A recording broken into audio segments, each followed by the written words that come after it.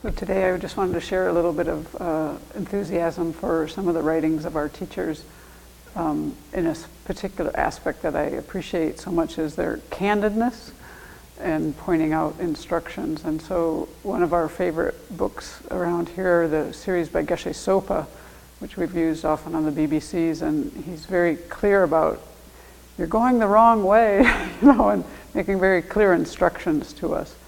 And so I wanted to share something from Lama Tsongkhapa, a couple examples that really make me think of that, the way he's so clear in his explanation of things and just, I don't know, just always gets my attention. So there's one place in this Lamrim text that he wrote where he's talking about the way that we want to go about our meditation and how we're going to free ourselves from samsara and birth, aging, sickness, and death, and all that.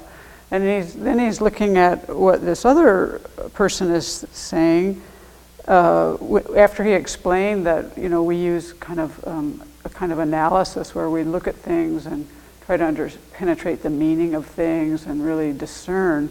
Then this Chinese master, having seen this sutra's very clear and undeniable explanation that insight is a discerning wisdom, he exclaimed, "I don't know how that can be a sutra," and kicked it. Every time I read that, it just makes me laugh because it wakes you up and you're like, I wonder what I'm thinking about all this. And, because many people who grew up in our country had the idea, well, we didn't know what we were doing when we started to meditate. We didn't really have very good instructions, and, we were probably just spacing out a lot of times.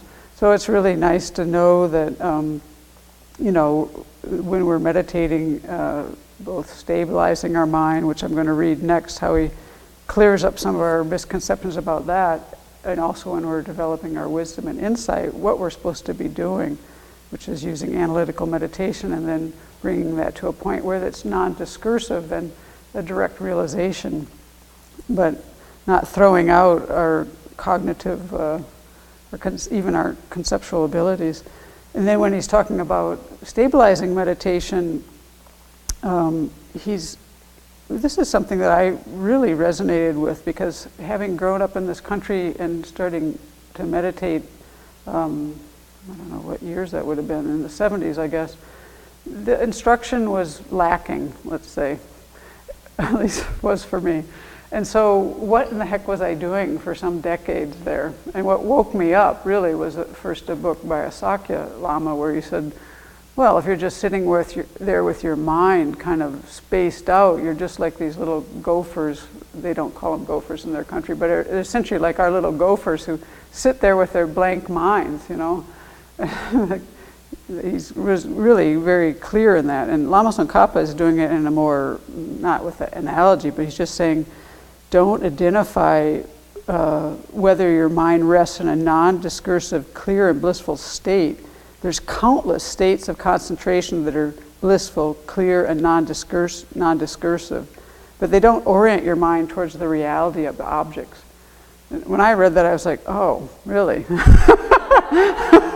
Because I was thinking back to what I was doing, for years ago and for quite a long time, not having proper instructions. Like, of course, that's what I was trying to do, And so here it is, just flat out. Hey, there's countless states like this, and they aren't going to do what you want. They're not going to lead you where you want to go. So those are just two really short examples of what happens when you have people who have have put all the parts together of both the study and the reflection and the meditation on the teachings, and then also have the ability then to articulate this in a very clear way and lead us.